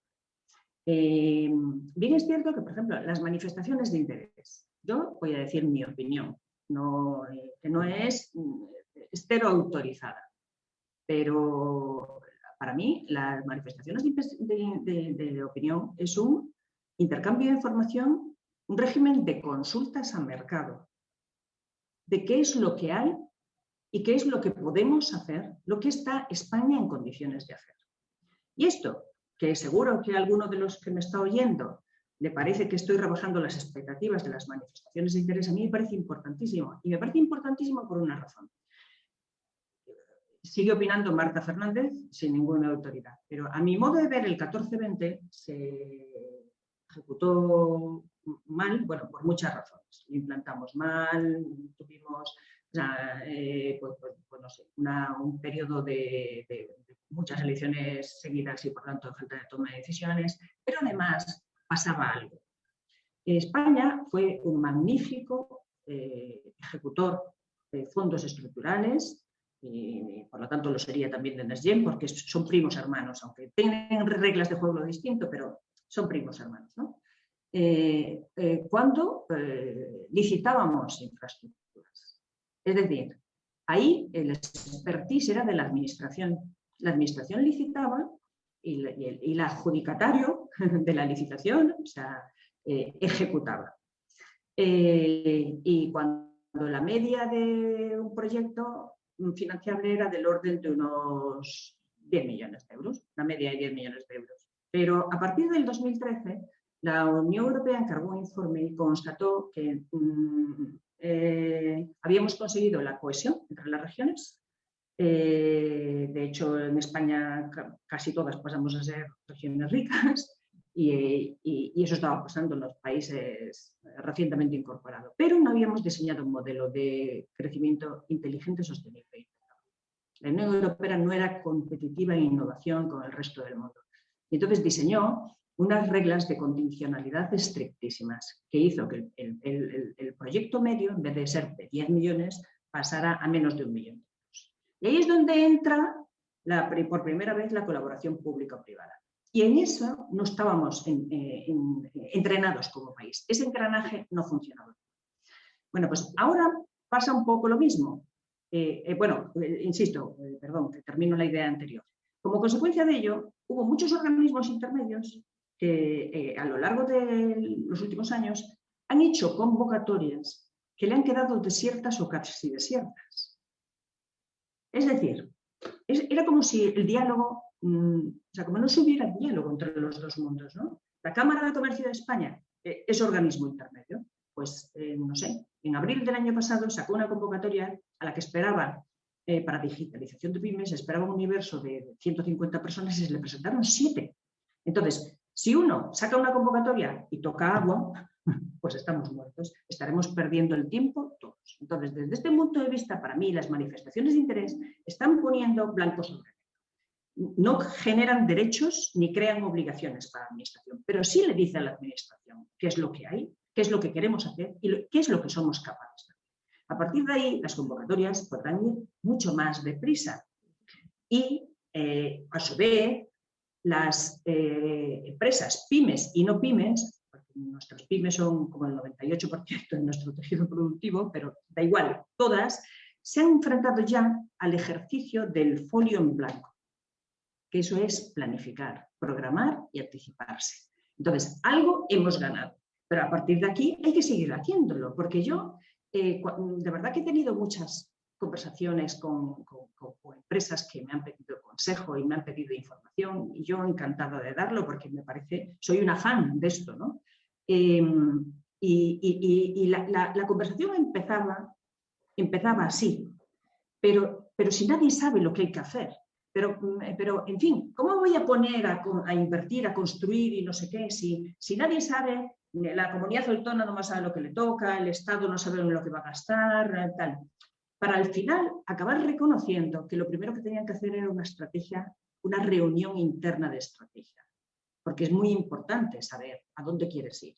Y si tienes que continuar con tu objeto social, modificar tu objeto social, continuar con los proyectos que tenías, tiznarlos de aroma europeo, ¿no? Porque si uno pensaba hacer una nave industrial pura y dura, ¿por qué no hacer una nave ecoeficiente? Pues ya tendrá aroma europeo y por lo tanto es susceptible de ser postulado a alguna convocatoria de cualquier ámbito de las administraciones territoriales, porque las administraciones territoriales, sean locales, comunidad autónoma, AGE o las europeas, no pueden diverger en sus objetivos, que son los mismos de los de la Agenda 2030. A ver, ahora, me imagino que para eso hace falta una ventanilla única de la administración que funcione bien, ¿no, Marta? Sí, yo creo que están en ello. O sea, en la administración están haciendo una ventanilla única, una página web de presentación de todas las instancias. Bien, es cierto que no incluye todas las administraciones territoriales. Claro. De momento está pensando en la AGE, pero bueno, eso se podrá andar, pero estoy segura que la Xunta está pensando en algo parecido. De hecho, en el marco 1420 había una figura que se llamaban las CITIs, que se hizo una en Cádiz, se hizo otra en Extremadura, que tenía como fundamento eso, o sea, una ventanilla única de interlocución de todas las administraciones, la comunidad, la corporación y la AGE. Mira, os voy a hacer una pregunta y yo creo que deberíamos de ser un poco concretos si queremos hacer alguna más. Es la misma para los tres, para Miguel, para Fernando y para ti, Marta. Sería proyectos concretos, públicos y mixtos en los que Galicia podrían ser financiados, con ejemplos concretos. Miguel.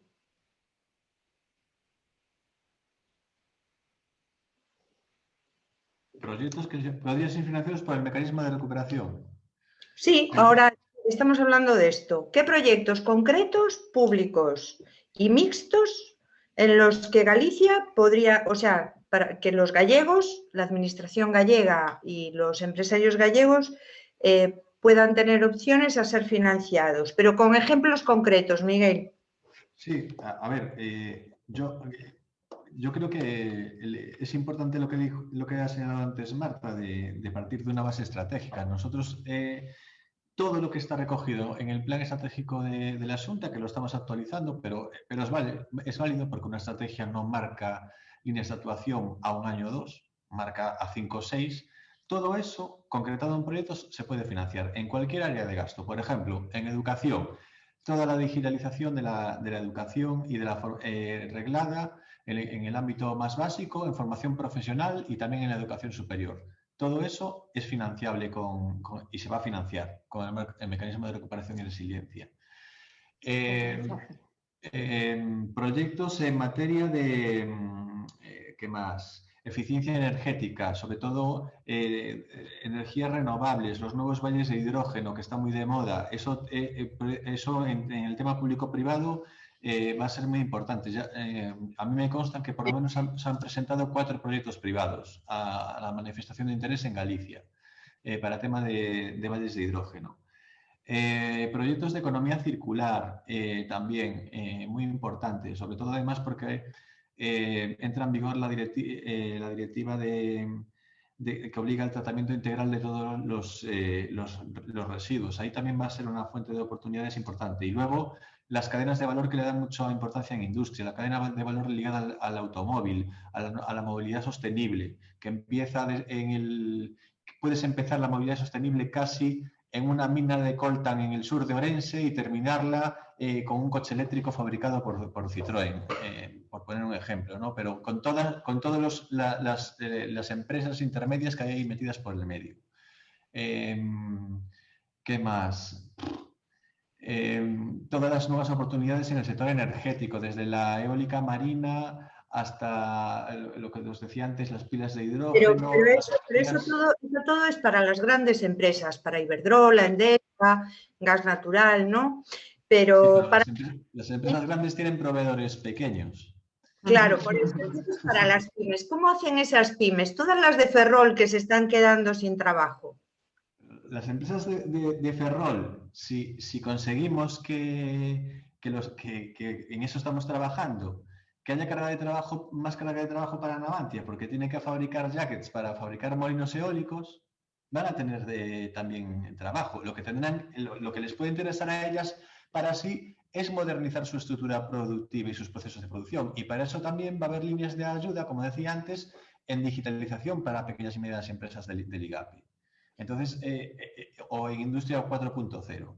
Entonces, ellas tendrán que modernizar su estructura productiva en esa línea, pero también a su parte, a la vez, nosotros estamos trabajando para que haya un efecto arrastre de los grandes proyectos que se puedan financiar con el mecanismo, que además son proyectos que, por otra parte, sería difícil que por la sola dinámica del mercado encontraran financiación o un impulso definitivo a corto plazo.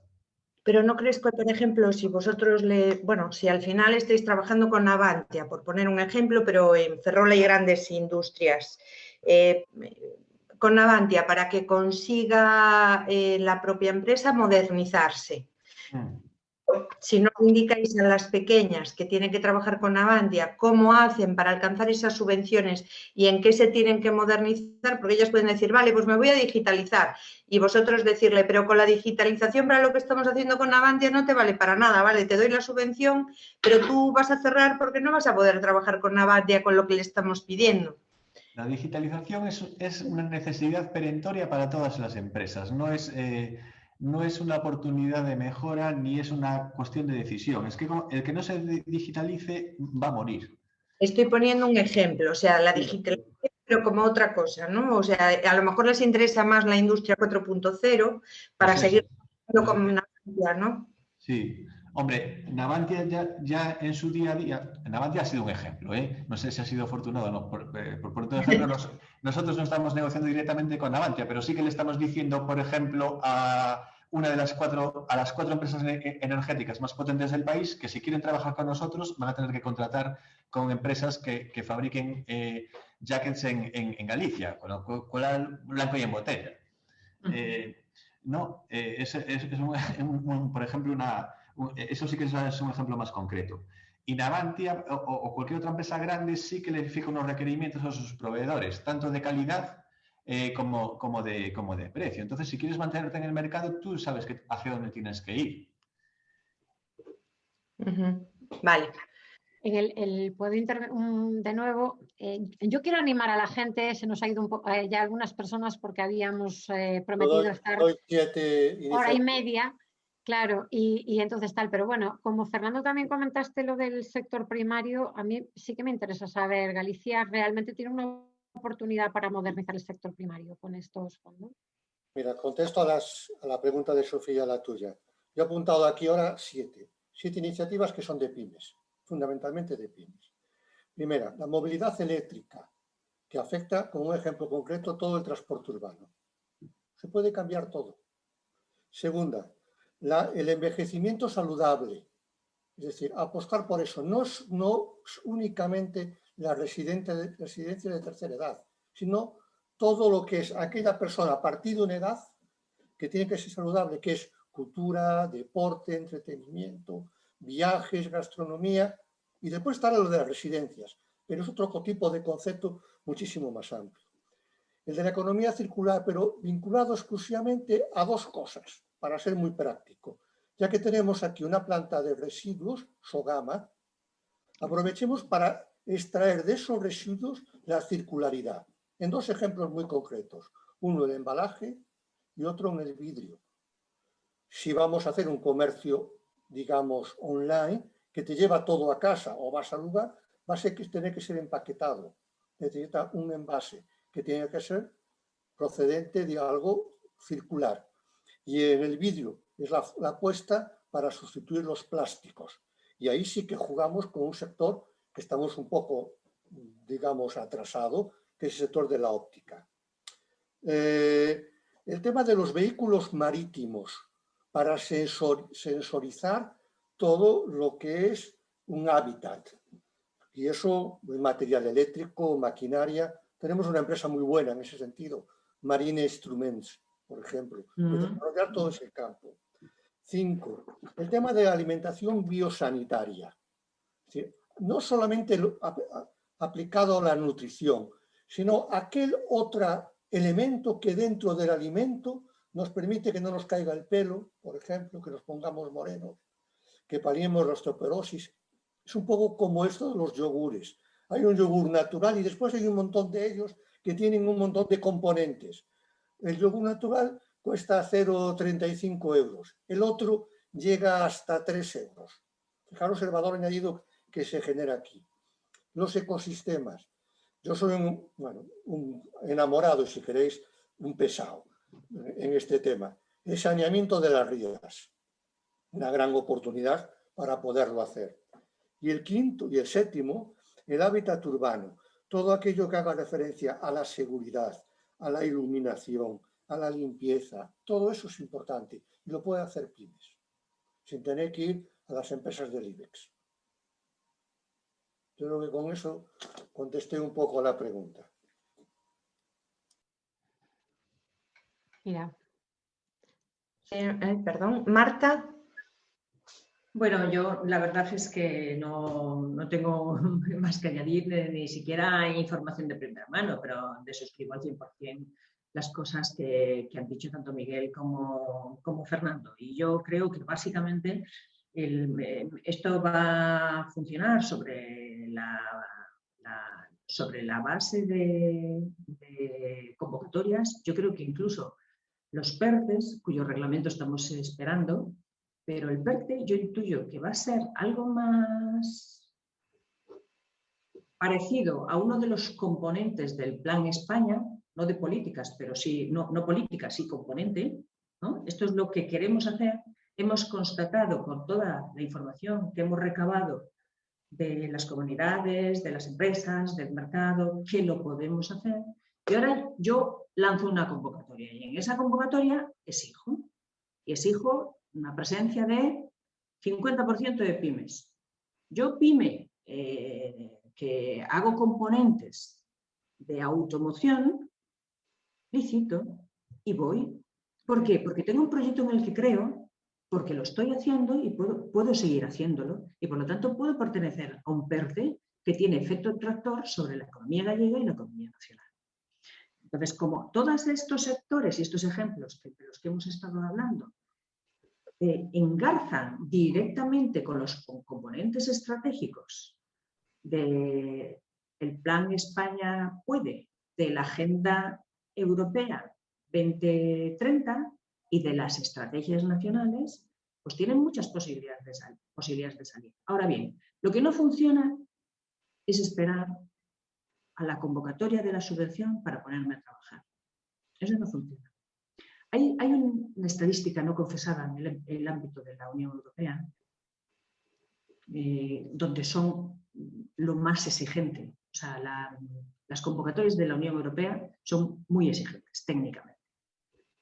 Más sofisticadas, normalmente requieren consorcios, presencia de varias empresas, incluso a veces impacto en varias comunidades o varias regiones e incluso en varios Estados miembros. Y dicen que cuando uno lleva trabajando un proyecto un año antes de la convocatoria, las probabilidades de éxito pueden llegar al 85%. Cuando uno espera los 6 meses anteriores, se reducen notablemente. Llegaremos a lo mejor entre un 40 y un 50%. Y si uno quiere ponerse a trabajar un proyecto, definir un proyecto que en su momento era idea, pero no está conceptualizado, en el momento de la convocatoria, que tiene unos plazos limitados de presentación y elaboración de las memorias técnicas correspondientes, las posibilidades de éxito se reducen al 15%. ¿Por qué? Porque habrá otro que lleva un año trabajando. Y entonces las reglas de la concurrencia competitiva no se van a obviar nunca. Hay que buscar la excelencia. En definitiva, buscar la excelencia. Un plan de todos para todos. Y lo que podamos hacer cada uno en nuestro ámbito profesional. Unos ayudar, otros hacer un plan estratégico, un planteamiento estratégico, nosotros, la administración, reducir las cargas administrativas y facilitar el camino, la experiencia del ciudadano, la experiencia del usuario, la experiencia del candidato a una subvención. Pues muchas gracias. No sé si abordar alguna pregunta más de las que pueda haber ahí planteadas. Mira, te comento yo, Sofía. Sí, tenemos una que además es que yo creo que es súper interesante y si os parece ya acabamos con esta. Nos pregunta, mira, una compañera de la facultad, antigua decana de la Facultad de Económicas, ¿tenéis desde la administración, quizás en principio, Miguel, alguna previsión de los efectos de este mecanismo sobre la creación de empleo? Nos habla Mila de la importancia que tiene el sector industrial y los efectos sobre el sector servicios. Entonces, ¿qué nos puedes decir de esto? Estimación a priori no la tenemos porque nuestro análisis es a nivel de los fondos que se movilicen en la comunidad autónoma y como hasta que no sepamos un poco en qué se va a concretar todo, pues no lo...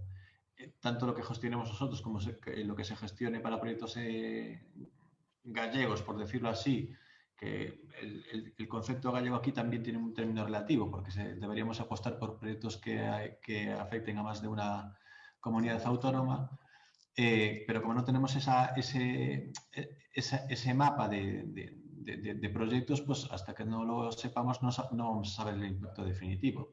Se podría hacer una estimación a nivel nacional. Nosotros lo que sí que estamos haciendo es, para cada manifestación de interés que hemos presentado, sí que hacer una estimación de los empleos que puede implicar si se consigue llevar a buen fin ese proyecto, los empleos que implicaría, sí, eso sí que lo vamos haciendo. Yo, si me permitís, por complementar la idea de Miguel, solamente decir que quizás precisamente una de las grandes diferencias entre el NextGen, el marco de recuperación y resiliencia, y los fondos estructurales. El énfasis en los indicadores de impacto, y los indicadores de impacto son macroeconómicos.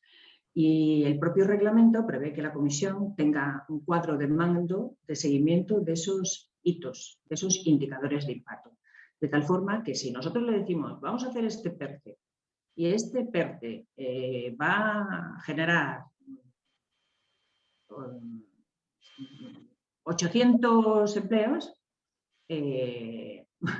tendremos que justificarlo, porque el libramiento de los fondos está condicionado a eso. Entonces, esta es una de las cosas que también tendremos que aprender y perfeccionar, porque hasta ahora de indicadores de impacto el experto solo era Miguel Corros. con el cumplimiento, con el cumplimiento de los indicadores correspondientes a los fondos estructurales. Pero bueno, ese idioma tendremos que aprenderlo también los demás. Bueno. Pues no sé, Loreto, yo lo doy por acabado, doy por concluido este foro que la verdad me pareció súper interesante. Muchas gracias a los tres. Con esta temática que además creo que es muy difícil porque entre todos la estáis o la estamos desarrollando, ¿no? E intentando hacerla entender. Pues muchas gracias. Muchas gracias a todos. Rematamos. Muchísimas gracias, Miguel. Nos has dado luz sobre esta cuestión. Fernando, yo no he tenido el placer de ser alumna, pero me habría encantado porque es un placer escucharte. Marta, compañera, que fantástico. Muchísimas gracias. Marta es además miembro de la Junta Directiva de la Delegación Gallega, o sea que ahí la tenemos. Al resto, a las personas que estáis ahí, muchísimas gracias por haber haberos interesado por este foro. Animaros a conocer la página web del Instituto Español de Analistas Financieros para que conozcáis un poquito más de lo que hacemos y esperemos seguir contando con vosotros en los siguientes foros que, bueno, iremos anunciando en su momento. Sofía, unas gracias especiales para ti y nada más. Yo creo que entonces ya damos por rematado el foro. Que podamos vernos pronto en presencial. Señor, claro que sí, claro que sí. Y brindar, y brindar. Y brindar, exacto. Venga, muchas gracias. Buenas tardes. Adiós, adiós. Gracias a todos.